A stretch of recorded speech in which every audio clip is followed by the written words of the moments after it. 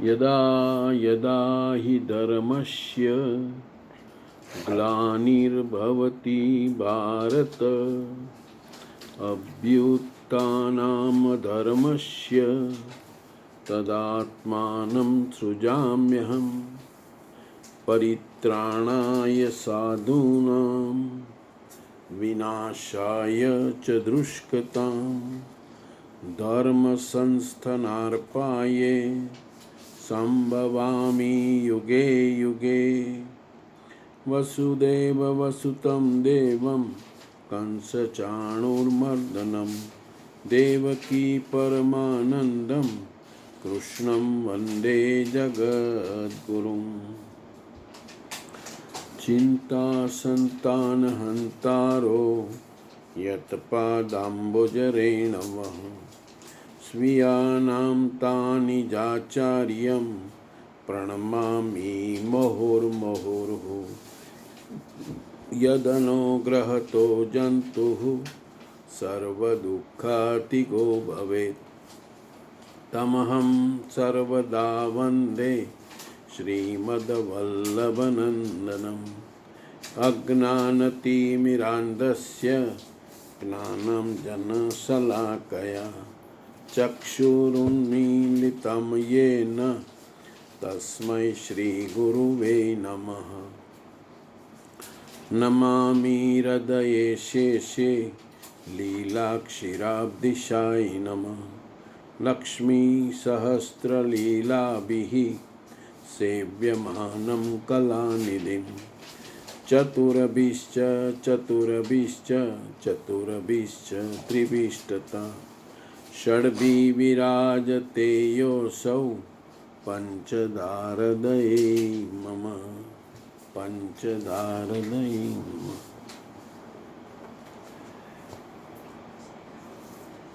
अध्याय चौथो श्लोक 31। यज्ञशिष्टा मृतभुजो यान्ति ब्रह्म सनातनम नायं लोकोस्य यज्ञस्य कुतोऽन्यः कुत्सतय। कुरुश्रेष्ठ अर्जुन, यज्ञशिष्टा मृतभुજઃ યજ્ઞ જેને સર્જે છે, જે અવશેષ રહે છે તે છે અમૃત. તેને પ્રત્યક્ષ જાણકારી તે જ જ્ઞાન છે.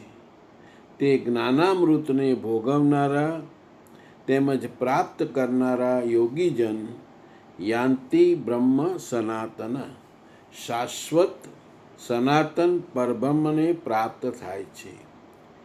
યજ્ઞ કોઈ એવી વસ્તુ છે જે પૂર્ણ થતાં જ સનાતન પરબ્રહ્મમાં પ્રવેશ અપાવે છે.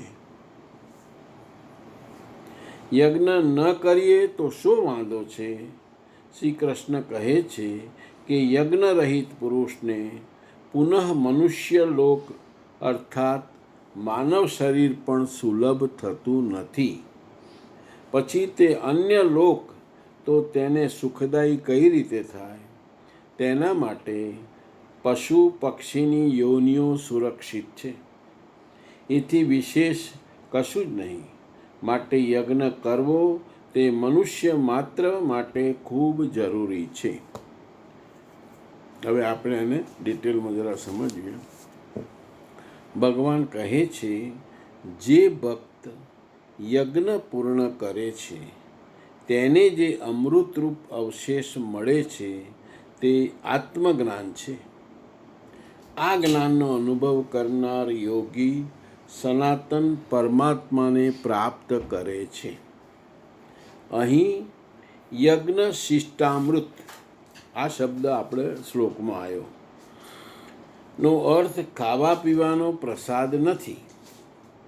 તેનો અર્થ છે કે ભક્તિ અને યજ્ઞ પૂર્ણ થયા પછી જ જે આત્મજ્ઞાન અને પરમ શાંતિ પ્રાપ્ત થાય છે તે જ અમૃત છે. બહુ સુંદર વસ્તુ કીધી કે ભક્તિ અને યજ્ઞ બંને પૂર્ણ થાય તો આપણને ભગવાન મળે. એ પાકું છે. આખા ચોથા અધ્યાયમાં ભગવાન મેળવવાની બધી જ રસ્તા અને બધું જ આપણને બતાવ્યું છે. જ્યારે મન, ઇન્દ્રિયો અને વાસનાઓ યજ્ઞ કરીને મનુષ્યનું અંતઃકરણ શુદ્ધ થાય છે ત્યારે તેને પરમાત્માનો અનુભવ થાય છે. આ અનુભવ જ અમૃત છે, કારણ કે જન્મ મરણના ચક્રથી મુક્ત કરે છે. આપણને ભગવાન મળે એટલે આપણે જન્મ મરણના ચક્રમાંથી મુક્ત થઈએ, અને એને જ અમૃત કહ્યું છે.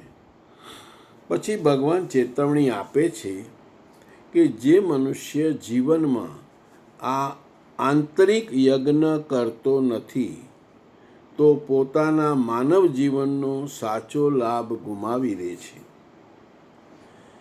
માનવ શરીર ખાસ કરીને પરમાત્માને મેળવવા માટે મળ્યું છે. આપણે આ ઘણી વખતે જોઈ ગયા કે ભગવાને માનવ જન્મ તમને કેમ આપ્યો? તો અલ્ટિમેટ ગોલ માનવ જન્મની અંદર ભગવાનને મેળવવો એ જ છે. બાકીના બધી જે યોનિઓ છે એ તો ભોગ યોનિઓ છે. જો તેનો ઉપયોગ માત્ર ભોગ વિલાસમાં જ થઈ જાય તો આધ્યાત્મિક પ્રગતિ થતી નથી. આધ્યાત્મિક પ્રગતિ એટલે ભગવાન તરફ આપણે જઈ શકતા નથી. આવી સ્થિતિમાં ફરીથી મનુષ્ય જન્મ મળશે તેની કોઈ ખાતરી નથી. અને એવા માણસને ફરી જન્મ મનુષ્યનો મળે કે ના મળે એ તો ક્વેશ્ચન માર્ક છે. જીવ પોતાના કર્મો અનુસાર અન્ય યોનિઓમાં પણ જઈ શકે છે. એટલે શ્રી કૃષ્ણનો સંદેશ ખૂબ સ્પષ્ટ છે. યજ્ઞ એટલે આંતરિક ભક્તિ અને આત્મશુદ્ધિ. આ યજ્ઞનો અર્થ આપણને બહુ સરસ સમજાયો છે. યજ્ઞ એટલે આપણે હવનકુંડ અને એમાં પધરાઈએ એ વસ્તુ જ નથી. આપણે આગળ પણ જોઈ ગયા છીએ 2 વખત 3 વખત. યજ્ઞ એટલે આંતરિક ભક્તિ. ભક્તિ ખરી પણ બહાર દેખાવાવાળી નહીં, અંદરથી ભક્તિ થવી જોઈએ. આંતરિક ભક્તિ અને આત્મની શુદ્ધિ. આપણું મન અંતઃકરણ એકદમ શુદ્ધ જોઈએ. તો એવો યજ્ઞ આપણે કરીએ તો યજ્ઞનું ફળ છે આત્મજ્ઞાન અને પરમાત્માની પ્રાપ્તિ. આત્મજ્ઞાન થાય એટલે કે આત્માનું જ્ઞાન, ભગવાનનું જ્ઞાન, પરમાત્માનું જ્ઞાન. એ જ્ઞાન થાય એટલે તમને ભગવાનની પ્રાપ્તિ થઈ જાય. ભગવાનને જાણ્યા એટલે ભગવાનની પ્રાપ્તિ થઈ જાય. માનવ જીવનનું સાચું મૂલ્ય યજ્ઞમય જીવન જીવવામાં છે. જો આપણે યજ્ઞમય જીવન ના જીવીએ તો એનો કોઈ અર્થ નથી. આપણા માનવ જીવનનું સાચું મૂલ્ય જે છે કે આપણે યજ્ઞમય જીવન જીવીએ. જે આ માર્ગે ચાલે છે તે અમર સુખ પામે છે. સુખ એકલું નહીં, સુખ તો આપણને એમને પણ મળે, પણ અમર સુખ એટલે કાયમી સુખ. અને જે આ માર્ગ છોડે છે તે માનવ જન્મની દુર્લભ તકો ગુમાવે છે. સરળ ઉદાહરણ લઈએ આપણે. ખેડૂત જમીન ખેડે, કાંટા કાઢે, બીજ વાવે અને પાણી આપે, પછી પાક મળે. જો ખેડૂત કાંઈ જ ન કરે તો પાક મળતો નથી. એટલે પાક મેળવવો હોય તો આ બધું કરવું પડે. તેવી જ રીતે યજ્ઞરૂપ ભક્તિ કર્યા વગર આત્મજ્ઞાન અને પરમાત્માની પ્રાપ્તિ થતી નથી. એટલે આપણે ભગવાન મેળવવા હોય તો યજ્ઞરૂપ ભક્તિ કરવી પડે. ભક્તિ ખરી પણ યજ્ઞરૂપ. આપણને એ પણ સમજાવી દીધું કે યજ્ઞરૂપ એટલે શું. આથી ભગવાન શ્રી કૃષ્ણ કહે છે કે યજ્ઞ દરેક મનુષ્ય માટે જરૂરી છે, કારણ કે એ જ મનુષ્યને પરમ કલ્યાણ સુધી પહોંચાડે છે. પરમ કલ્યાણનો અર્થ જ ભગવાન મેળવવા. પૃષ્ટિ માર્ગમાં પરમાનંદ દાસનો પ્રસંગ બહુ જ સુંદર છે. પરમાનંદ દાસજી મહાપ્રભુજીના કૃપાપાત્ર વૈષ્ણવ હતા. તેઓ સતત શ્રી કૃષ્ણના સ્મરણ, કીર્તન અને સેવામાં લીન રહેતા. તેમને ધન, પ્રતિષ્ઠા કે લોક પ્રશંસાની કોઈ ઈચ્છા નહોતી. તેમનું એક જ ધ્યેય હતું, ઠાકોરજીને રાજી કરવા. ધીમે ધીમે તેમની ભક્તિ એટલી નિર્મળ બની. એટલે આપણે જેમ ભક્તિ તરફ આગળ જઈએ, એક દિવસમાં ના થાય. આપણે આગળ પણ જોઈ ગયા છે. ધીરે ધીરે આપણે ભગવાન તરફ જઈશું.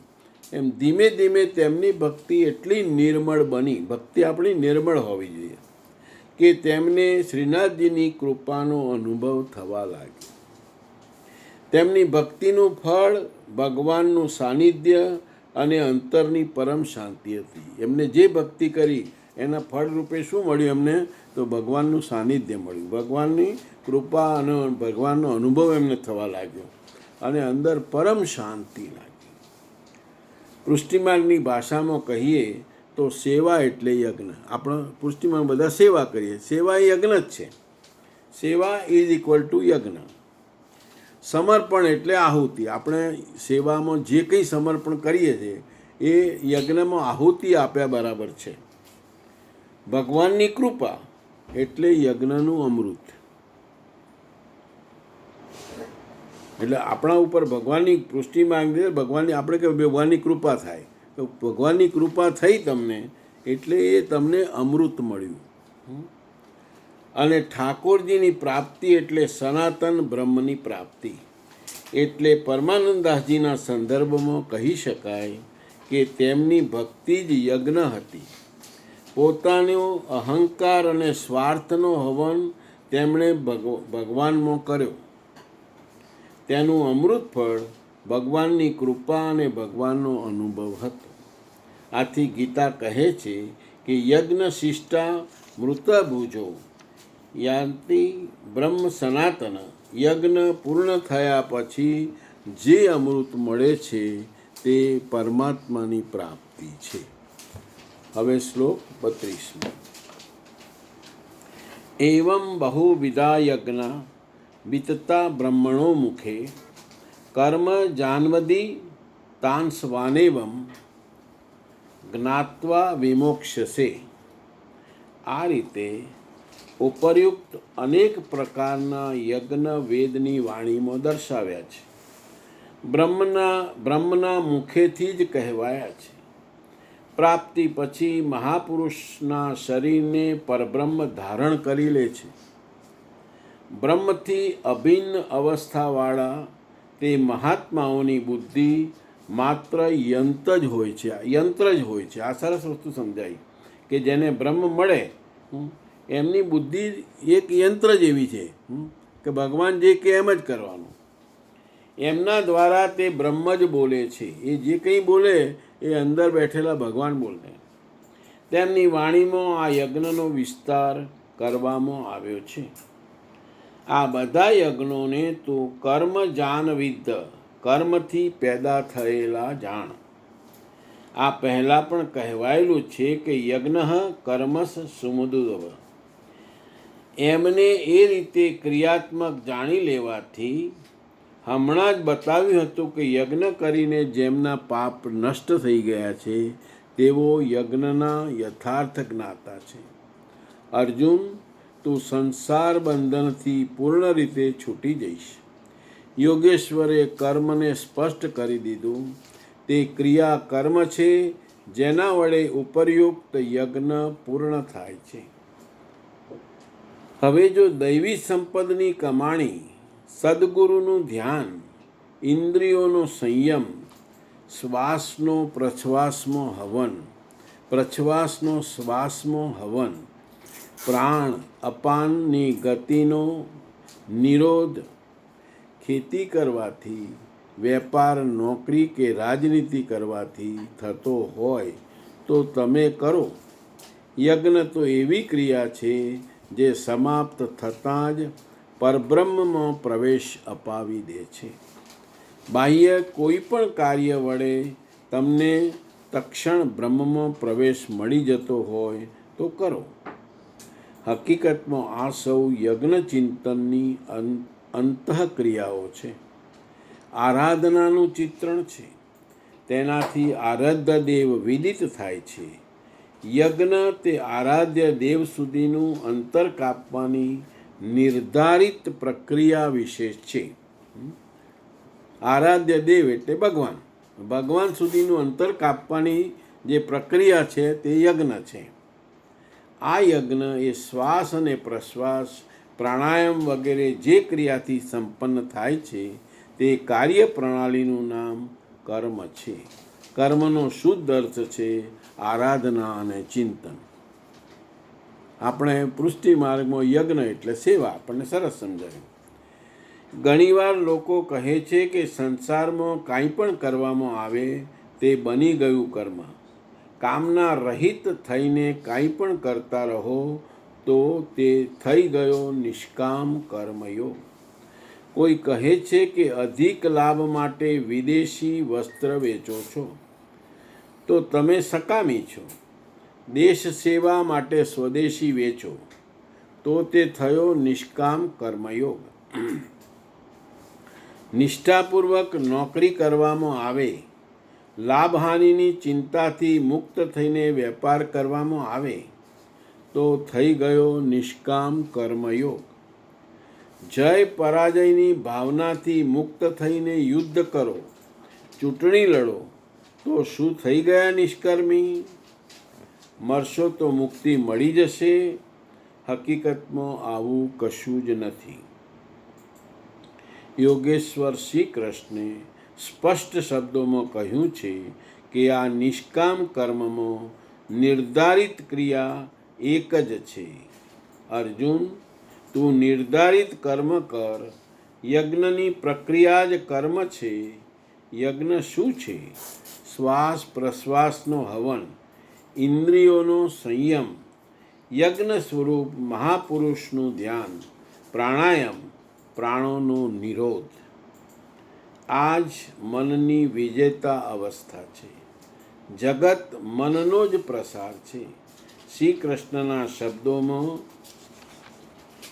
જેનું મન સમત્વમાં સ્થિત છે એ પુરુષો દ્વારા ચરાચર જગત અહીં જ જીતી લેવાયું.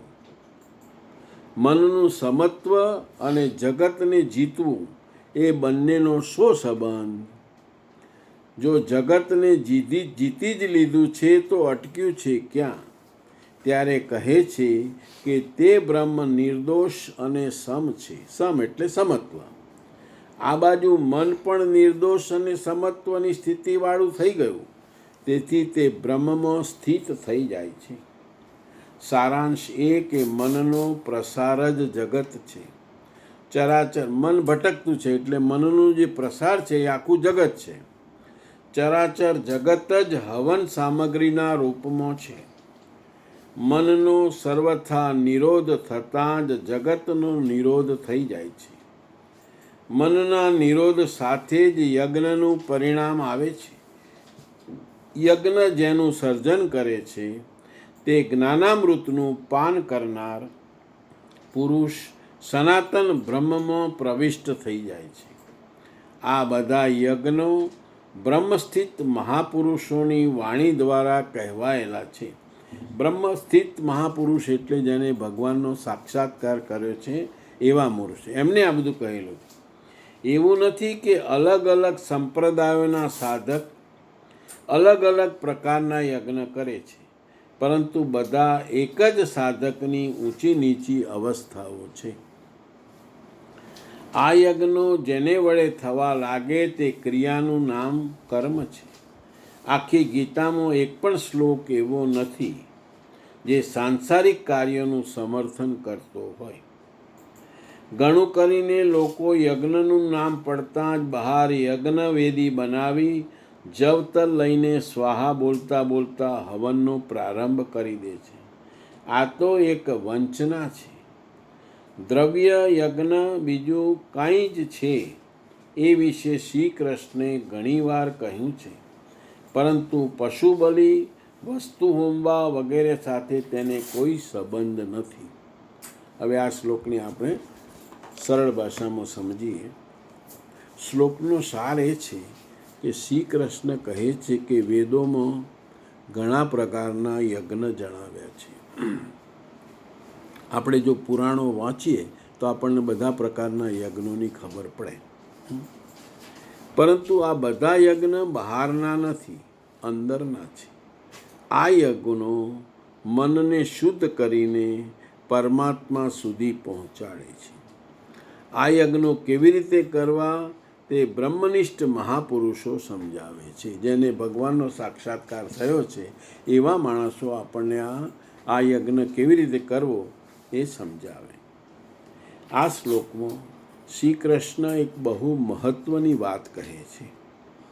અત્યાર સુધી તેમને દ્રવ્ય યજ્ઞ, તપ યજ્ઞ પ્રાણાયામ યજ્ઞ, ઇન્દ્રિય સંયમ યજ્ઞ, સ્વાધ્યાય યજ્ઞ વગેરે અનેક યજ્ઞોની વાત કરી. હવે કહે છે, આ બધા યજ્ઞો વિશે આપણે આવી ગયું થોડું. હવે કહે છે કે આ બધા યજ્ઞો અલગ ધર્મ કે સંપ્રદાયના નથી.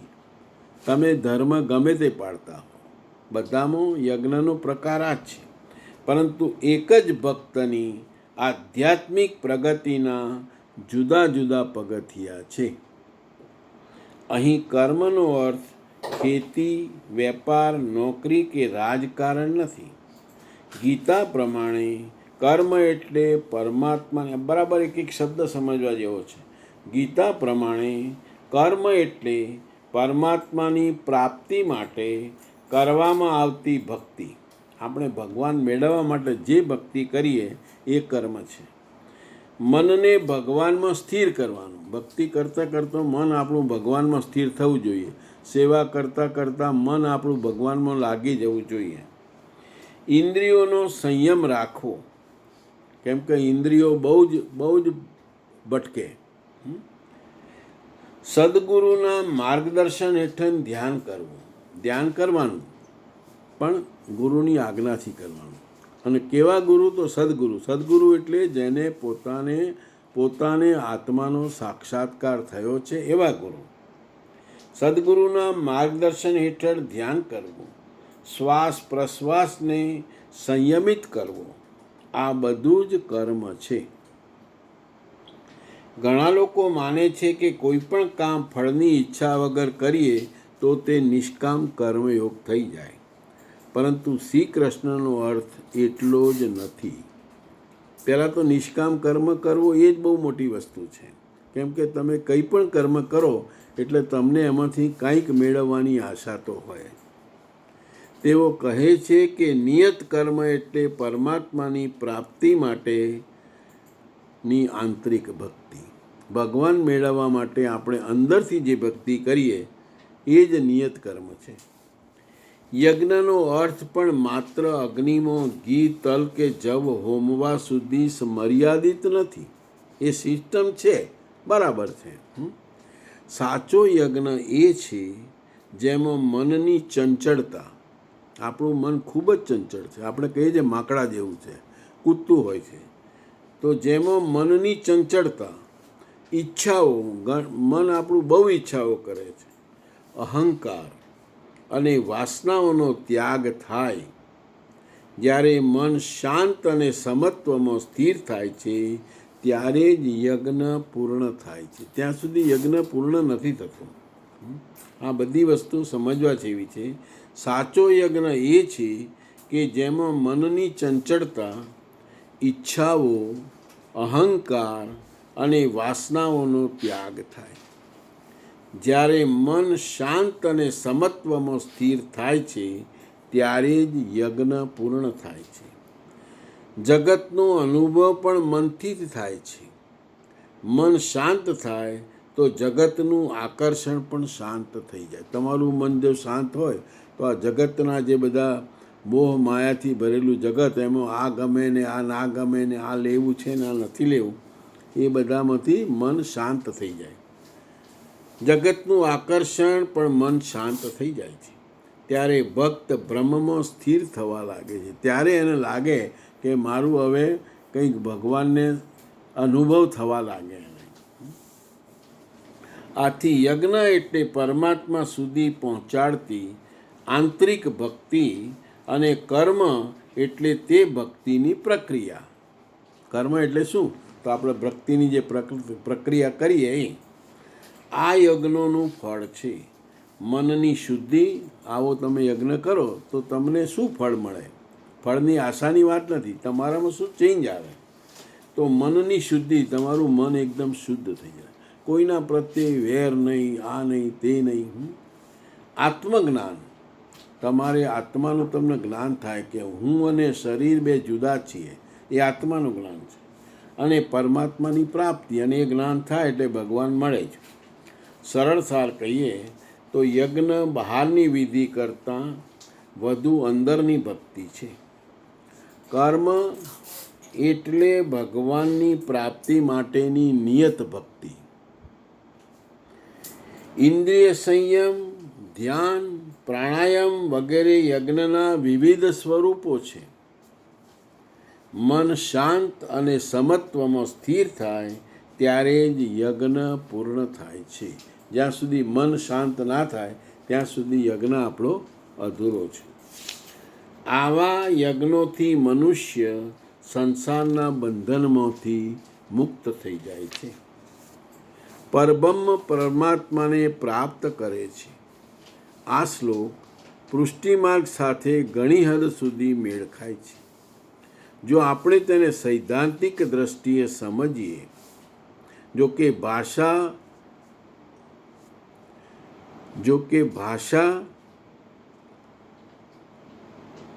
અને ભક્તિની પદ્ધતિ અલગ છે. ભાષા જુદી છે, પેલામાં જરા ભારે ભારે શબ્દો છે, જ્યારે આપણને પૃષ્ટિ માર્ગમાં સમજણ પડે એવો વિષય છે. પૃષ્ટિ માર્ગમાં નીચેના સિદ્ધાંતો આ શ્લોક સાથે સુસંગત લાગે છે. 1. યજ્ઞનો અર્થ માત્ર બાહ્ય હવન નથી. શ્રીમદ વલ્લભાચાર્યજીના સિદ્ધાંતમાં મુખ્ય ભાર બાહ્ય કર્મકાંડ ઉપર નથી. તેઓ કહે છે કે ભગવાનને પ્રસન્ન કરનારી સેવા, સ્મરણ અને સમર્પણ જ મુખ્ય ભક્તિ છે. આપણા પૃષ્ટિમાં 3 વસ્તુ અગત્યની છે: સેવા, સ્મરણ અને સમર્પણ.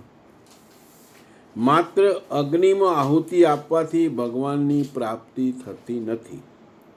બીજી વસ્તુ, બધી ક્રિયાઓનો હેતુ ભગવાનની પ્રાપ્તિ છે. તમે સેવા કરો, સમર્પણ કરો, અલ્ટિમેટલી આનો હેતુ શું છે? તો આપણે ભગવાન મેળવવા છે. ગીતા કહે છે કે બધા યજ્ઞો અંતે બ્રહ્મની પ્રાપ્તિ માટે જ છે. અને આ પુષ્ટિમાર્ગ પણ કહે છે કે જીવનની દરેક પ્રવૃત્તિનો અંતિમ હેતુ શ્રી કૃષ્ણને રાજી કરવા હોવો જોઈએ. સેવા એટલે ભગવાનના સુખ માટે જીવવું. બહુ સરસ વસ્તુ કીધી. વસ્તુ એક જ છે, ફક્ત કહેવાની સિસ્ટમ જુદી છે. ત્રીજું, ગુરુના માર્ગદર્શનનું મહત્વ. આ શ્લોકમાં કહેવામાં આવ્યું છે કે યજ્ઞનો વિસ્તાર બ્રહ્મનિષ્ઠ મહાપુરુષની વાણીમાં છે. બ્રહ્મનિષ્ઠ મહાપુરુષ એટલે જેને ભગવાનનો સાક્ષાત્કાર થયો છે. પૃષ્ટિમાર્ગ પણ બ્રહ્મ સંબંધ અને આચાર્યના માર્ગદર્શન વિના સાચી સેવાને ભગવાનનો અનુભવ શક્ય નથી. પૃષ્ટિમાર્ગ પણ એ જ કહે છે કે બ્રહ્મ સંબંધ એટલે જ સમર્પણ અને આચાર્યનું માર્ગદર્શન. કેમ કે એ સમજવું જરા મુશ્કેલવાળું કામ છે. બ્રહ્મ સંબંધને સમજવો જ બહુ મુશ્કેલવાળું છે. ખાલી શબ્દોથી તો સમજી લઈએ. પૃષ્ટિમાર્ગમાં બ્રહ્મ સંબંધ એટલે શું તમને ફટ દઈને કહીએ. અને ચોથું, આંતરિક ભાવ મુખ્ય છે. પૃષ્ટિ માર્ગમાં વારંવાર કહેવામાં આવે છે કે ભગવાન ભાવના ભૂખ્યા છે, સામગ્રીના નહીં. સેવા પાછળનો પ્રેમ અને સમર્પણ મુખ્ય છે. ગીતા પણ યજ્ઞનું આંતરિક સ્વરૂપ સમજાવે છે. એક નાનો તફાવત પણ સમજવો જરૂરી છે. હવે થોડોક તફાવત પુષ્ટિમાર્ગ અને ગીતામાં શું છે એ એક આપણને સમજાવવો જરૂરી છે. અહીં એક મહત્વનો ભેદ છે. યથાર્થ ગીતામાં શ્વાસ, પ્રાણાયામ, ઇન્દ્રિય સંયમ અને ધ્યાનને યજ્ઞની આંતરિક પ્રક્રિયા તરીકે વિશેષ ભાર આપવામાં આવ્યો છે. આપણે જોઈ લીધું ઓલરેડી. પૃષ્ટિમાર્ગમાં મુખ્ય સાધન કૃપા, બ્રહ્મ સંબંધ, સેવા, સ્મરણ અને પ્રેમ ભક્તિ છે. પ્રાણાયામ અને યોગ સાધના પર વિશેષ ભાર નથી. એટલે બંનેનો અંતિમ લક્ષ્ય એક જ છે, ભગવાનની પ્રાપ્તિ. પરંતુ માર્ગની અભિવ્યક્તિ અલગ છે. આથી જો પૃષ્ટિમાર્ગની ભાષામાં આ શ્લોકનો સાર કહીએ તો આમ કહી શકાય: યજ્ઞ એટલે ભગવાન શ્રી કૃષ્ણને પ્રસન્ન કરવા માટે કરાતી ભાવપૂર્વકની સેવા અને સંપૂર્ણ સમર્પણ. બહુ સરસ વસ્તુ કીધી.